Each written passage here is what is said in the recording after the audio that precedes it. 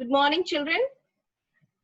Now we'll be starting with the topic machinery and the enzymes. Yesterday we were talking about Michelson-Stahl experiment, and now we are going to go in detail of the machinery. What is the machinery here? It is talking about DNA and the enzymes involved in DNA replication, whether the DNA is supposed to be joined or ligated. All these things you will come to know in this topic. So machinery and the enzymes, let us start with the first part of it, that is DNA replication. You can see that DNA replication, if you remember in 11th standard, you had cell cycle topic. Can any one of you tell me in which stage of the cell cycle DNA replication happens? Is it interphase or M phase?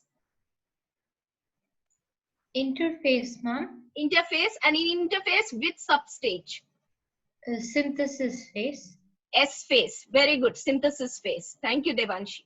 So we know that DNA replication happens during cell cycle in the synthesis phase. And what exactly happens during DNA replication? This is what we are studying today. Now, when I'm talking about DNA replication, please remember that in all living cells, the DNA replication does not happen simply. It needs or it requires someone to help it. The someone who is going to help this DNA to replicate is called as enzyme or catalyst. Let us talk about E. coli. It's a bacteria. In bacteria also, when the DNA replication happens, there also they need enzymes.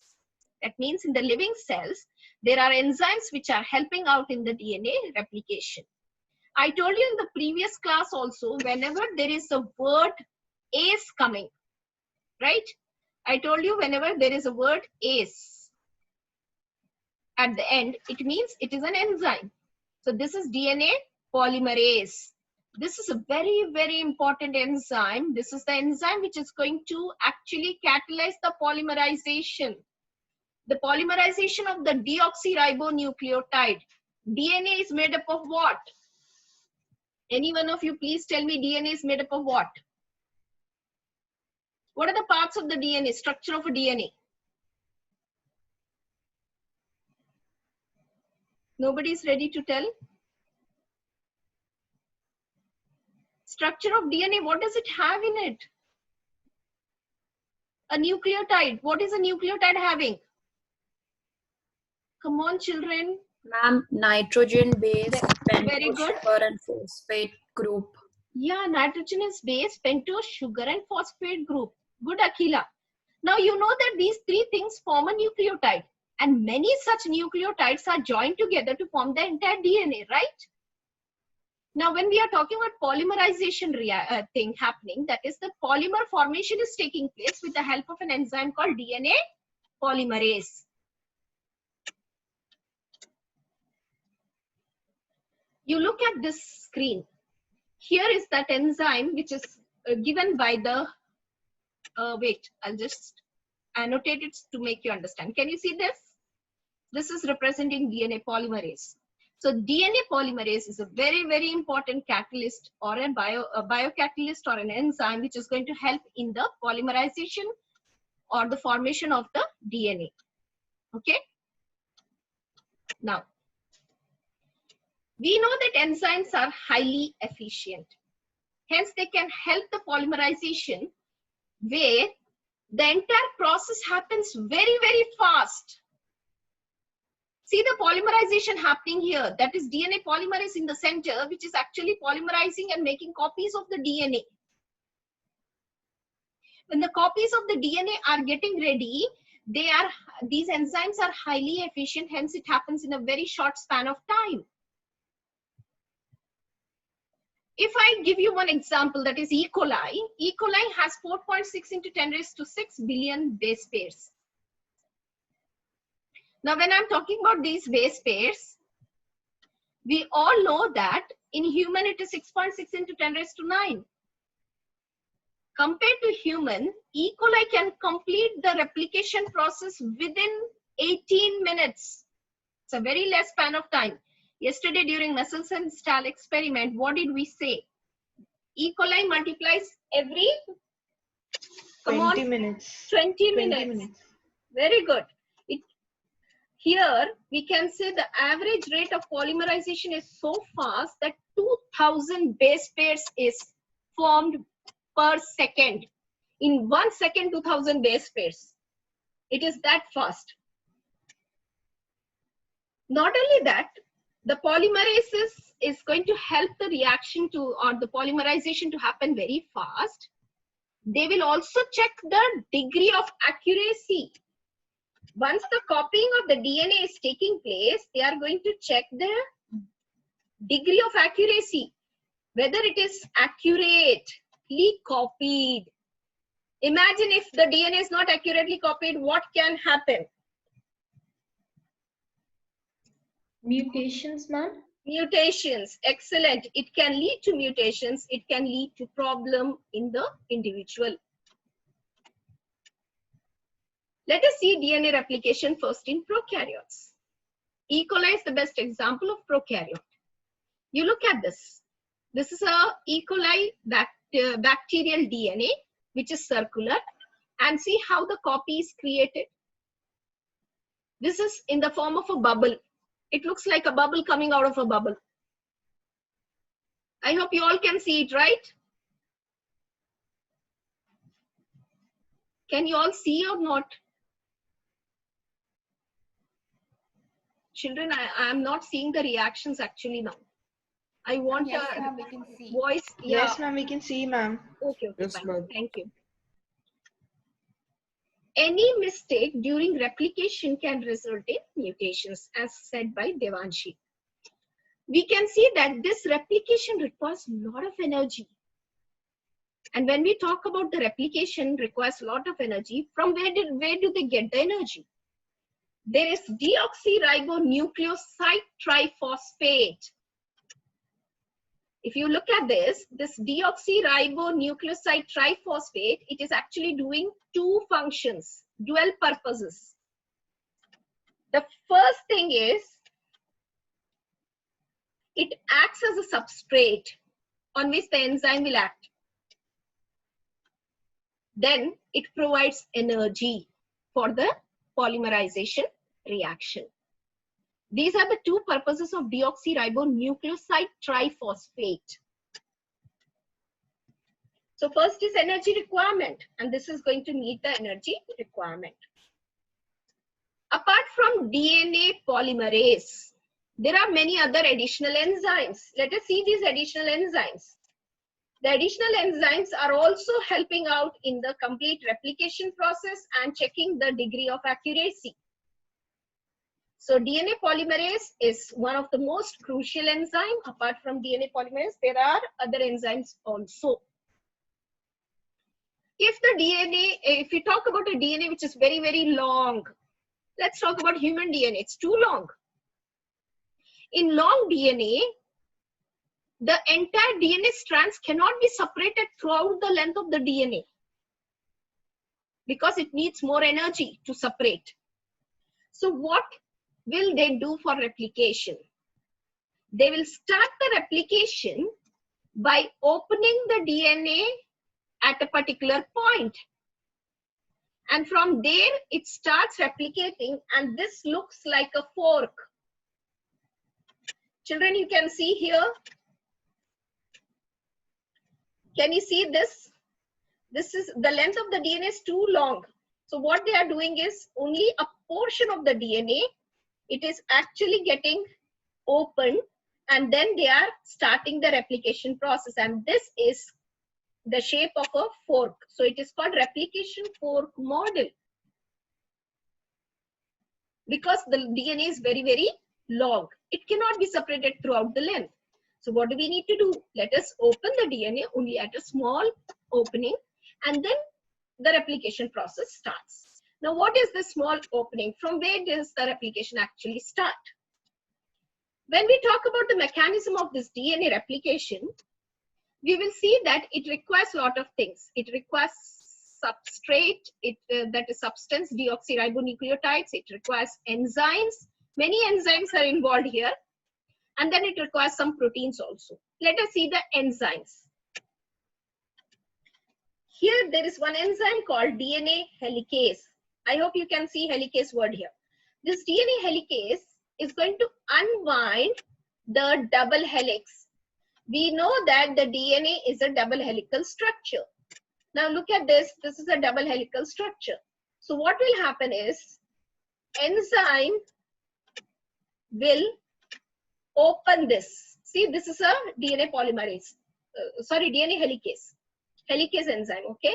DNA helicase will unwind this and it will make it into two separate strands. It will unwind it. That is the first one. How does it unwind? It is going to break the hydrogen bonds between the complementary base pair. You remember the hydrogen bonds were there between the complementary base pairs? Yes, children? I said I'm Yes, unable to ma'am. see the chat, so please. Or I'm unable to see the participants list also now. I'm just concentrating on the teaching part. Now, let us see other enzymes involved in this. The most important one is DNA polymerase. When we talk about DNA polymerase, in this we have three types. DNA polymerase 1, DNA polymerase 2, DNA polymerase 3. So, three enzymes of DNA polymerase are involved in the DNA replication apart from DNA helicase. Another enzyme is RNA primase. When we talk about this RNA primase, it is the enzyme which is going to help out in order to start the replication process.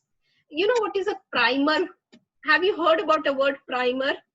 Usually for painting a house, they use primer first. And when they use the primer, it gives a good finish to the paint.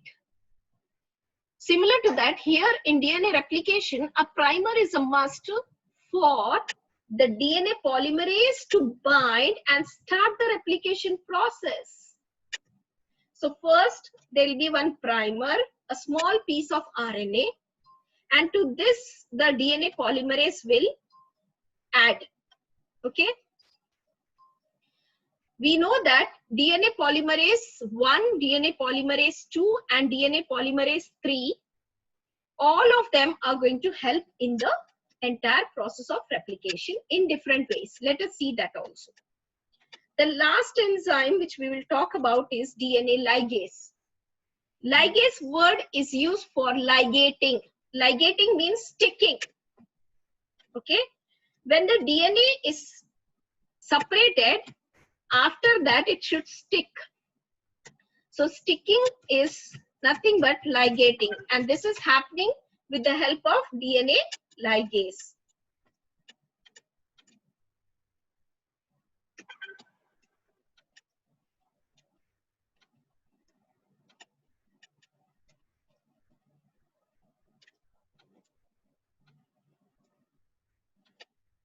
Next we have proteins. Another important thing, because children, we have studied something about if we heat a DNA, what will happen to the DNA? Do you remember? What will happen to the strand of the DNA if we heat it? The two strands which are helically wounded around each other, when we heat it, what will happen to them? Any one of you please answer this? No, you're writing in the chat, it is of no use. I can't see, I'm teaching you. I told you, please speak out. Separate. Ashley is telling. Ashley, you can speak, Ashley. She's saying it gets separated when we heat it. Then it is correct. It gets separated when we heat it. So again, if we give them the optimum conditions, what will happen to them? To the separated strands? Yes, Ashley. They will ligate. Yeah, they will again stick to each other. They will ligate. Now, when the DNA replication is happening, they should not ligate. They should be separate. Two parent strands should be separate from each other. How? They will stabilize themselves. For this, they need SSB. That is nothing but single strand binding proteins. What will happen is when Suppose this is a double helical DNA, okay, which has unwinded now. There is a chance that they will stick back again. So we don't want that to happen. So what will happen here is, you will find that some proteins will get attached to it. You see, some proteins will get attached to it like this to make it stabilize so that it doesn't stick to each other back unless the replication process completes. So there will be single-stranded binding proteins which will bind to the DNA strand to stabilize it. Am I clear about the mechanism here? First is, deoxyribonucleotide is the substance or the substrate what we are taking, that is the DNA. The enzymes involved, we are talking about 4 enzymes here. We are talking about the first enzyme, which is helicase, unwinding the helic. Second enzyme, DNA polymerase, which is 1, 2, and 3. Each of them have different functions. We'll learn about it.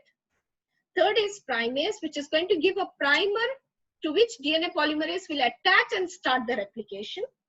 Then fourth one is DNA ligase. When the DNA pieces are there, if they want to attach it, they need DNA ligase because that helps in sticking it together. And lastly, we have the proteins, which is called SSB, single strand binding proteins. These help to stabilize it. Okay.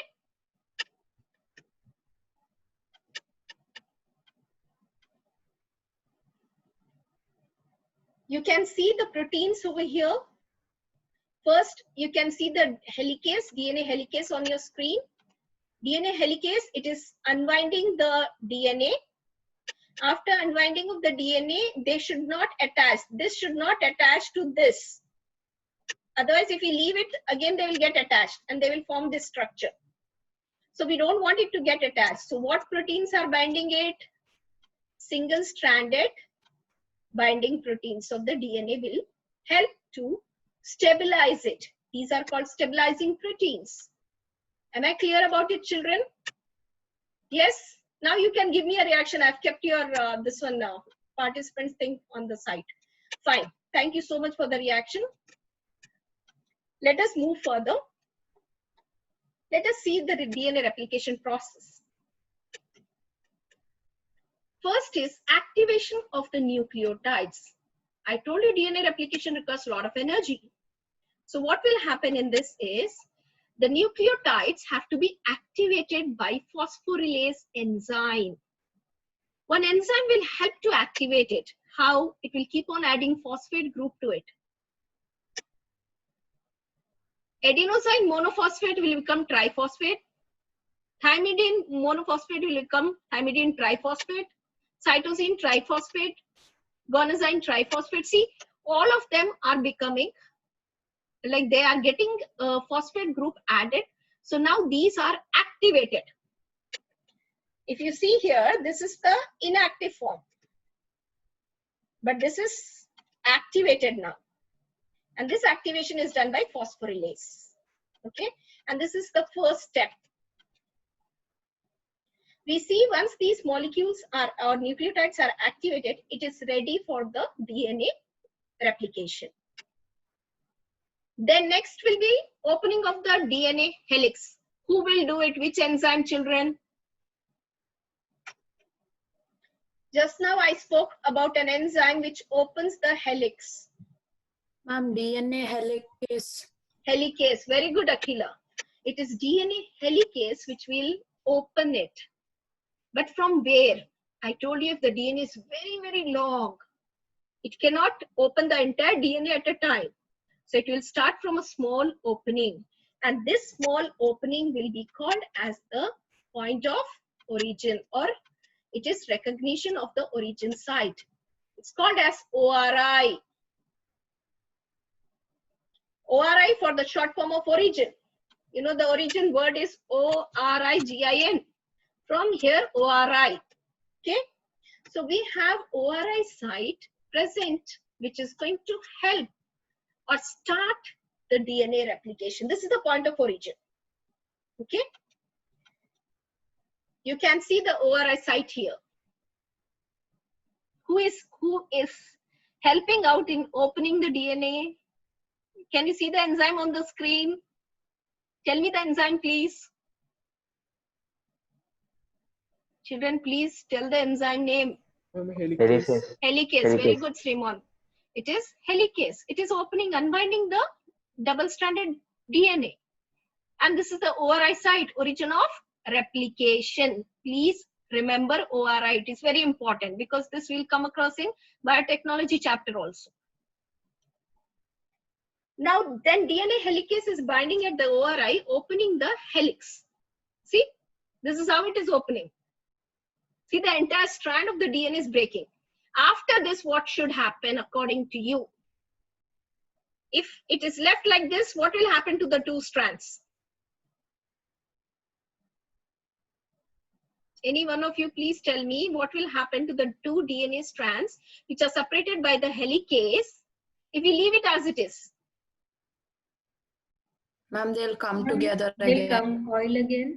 Very good, very good, very good. Shriman, Akila and Devanshi. All three of you have given the correct answer. You told that they will come back again. They will join each other again. So we have to stop it, right? Who will stop it? SSB, ma'am. SSB. Excellent. That is single-stranded binding proteins. Now you see here, there is another enzyme called topoisomerase and SSB. These two together are going to hold it or stabilize it when it is separated. You can see this is topoisomerase. This is one of the enzyme, and here are the SSB proteins. These two together are going to stabilize the two strands so that they do not join back. This should not happen. Correct? Now, in case of circular DNA, you know how the separation happens? It is the replication happens or the separation happens like a bubble. We saw it in the prokaryote, it is happening like this because the DNA is circular. DNA separation in the other organisms where the DNA is not circular, or even in bacteria where the DNA is not circular, in that case, it appears like a fork. It appears like a fork or Y-shaped structure.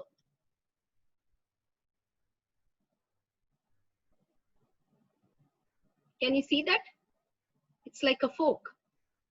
I'll just do this to make you understand. It is like this. I hope you all understood. Okay? So fork replication. That's why the name is called replication fork model of DNA. In 3 marks, you can expect in the board paper, fork replication model of DNA. They may ask you to draw the diagram of fork replication model. They may ask you to explain it in detail, the entire replication process.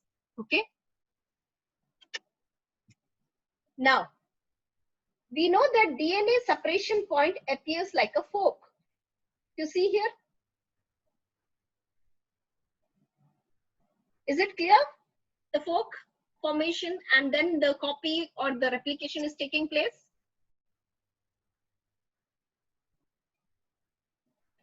Next step is primer formation. When we talk about primer formation, I told you that RNA primase is going to help out.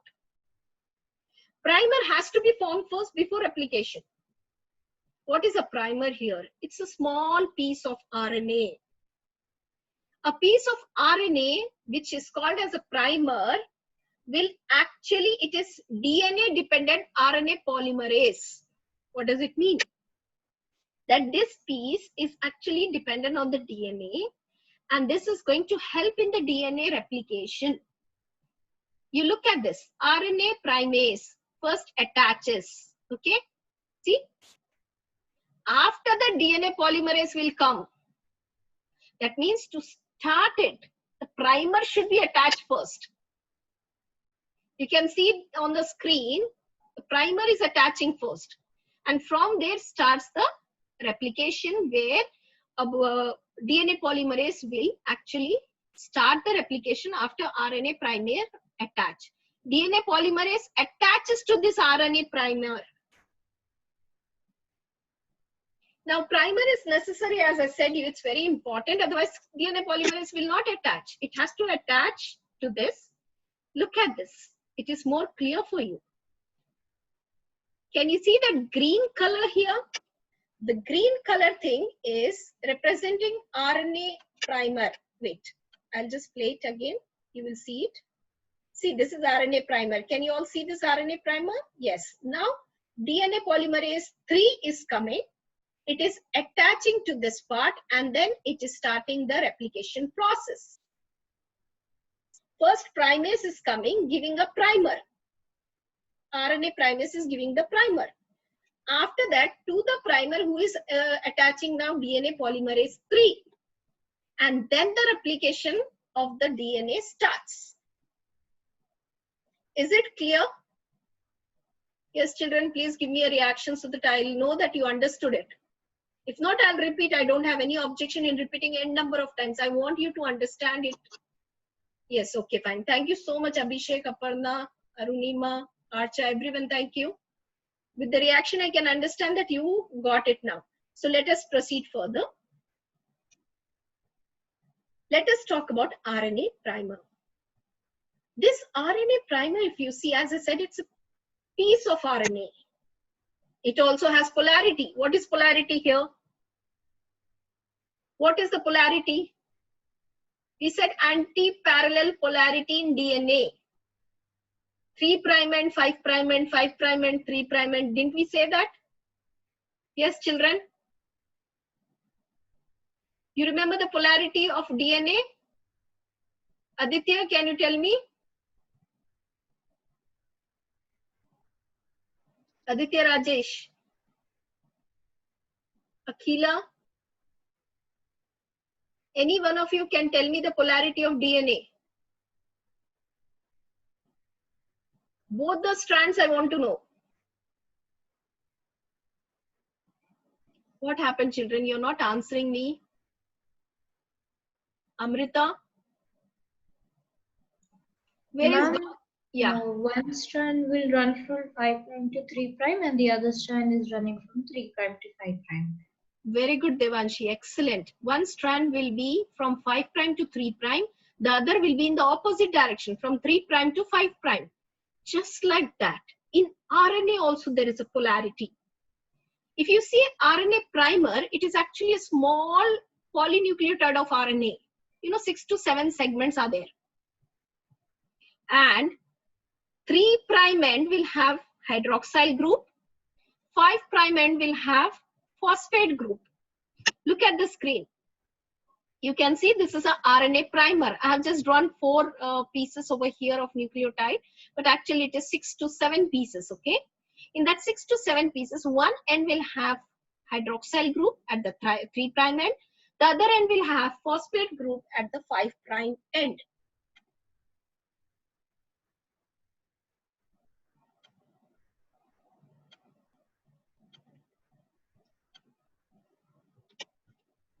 If a new nucleotide, that is a new DNA, has to be formed, so who should bind first? Please, children. I don't know what happened to you. You should respond. Then only I can understand that you are getting it. Tell me, who will bind first if a DNA has to start its replication? Who should bind at the point when the helicase has already worked on unwinding it? RNA primer. RNA primer. Excellent, Akila. It is RNA primer which has to bind. Then only the process starts. Where does it bind? It binds at a point of functional group. You will see that there is a phosphodiester bond which we studied in the earlier classes. We saw that the phosphodiester bond is between the two nucleotides, right? over here, this phosphodiester bond is formed between the phosphate of the new nucleotide and OH of the primer. Look at the screen. Look at this part carefully. This is my DNA. And the direction is like this now. Here, or any direction, but here I'm taking 5' end, and here I'm having it as 3' end. And when we talk about RNA primer, the 5' end, what is present? Yes, children, what is present in 5' end in DNA? Phosphate. Phosphate is present. Excellent. Phosphate is present. So this is phosphate. And what is present on the 3' end of the RNA? OH. Now, between these two, there will be a formation of a phosphodiester bond. So, RNA primer is very much important. First, it should start, then the DNA will continue. The DNA will continue. DNA polymerase will attach. Now, primer is always towards the 3' end. What does it mean? Look at the screen again. This primer synthesis, it is done by primase, right? So it is, you see that, go back to the previous one. It is towards the 3' end. It is going to allow the 3' end to be attached to the phosphate of 5' end of DNA. Now, new nucleotide will get attached to this 3' end. And there is a functional group OH.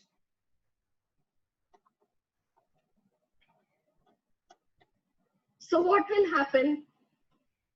Primer is formed in front of 3' end. If you look at the screen, it will be more clear with the picture. Please look at this carefully.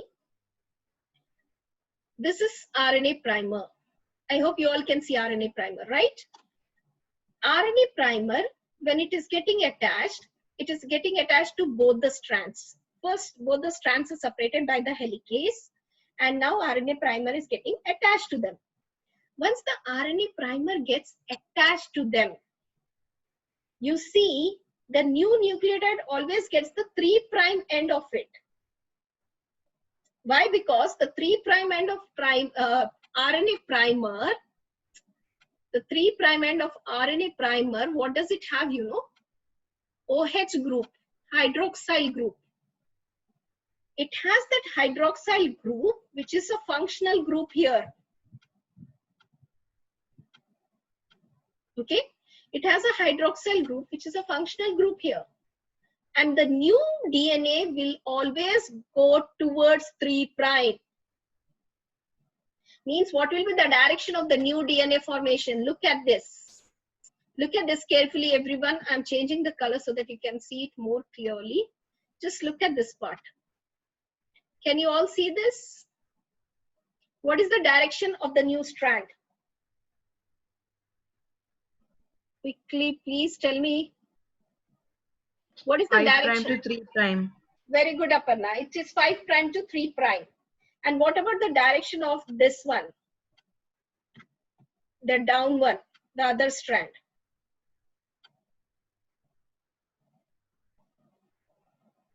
Any one of you, please. What is the direction of the other strand? Children, I have circled it. Okay, I'll remove that circled part. I'll remove one annotation so that you will understand what I'm asking. Now I'm asking the one which is annotated as a circle there. Tell me. Ma'am, this is also 5' to 3'. Very good, Aparna. It is also 5' to 3'. So what do we understand from both of them is, whenever a new DNA is formed, it will always be from 5' to 3'. Look at this. It is going to be from 5' to 3' direction only. It cannot go reverse. This is not allowed. It cannot go reverse. Always it will go from 5' end to 3' end. Am I clear about it? The formation of the new strand will be from which end to which end? 5 prime N to 3 prime N. Yeah. 5 prime to 3 prime. Yeah, thank you. Now, why do we need that RNA? Ma'am, If you it's see, actually 45. what is the time now? Sorry. I didn't realize. I'm just going on speaking. Okay, fine. We'll wind up the class now. You can mark your attendance to the host, please.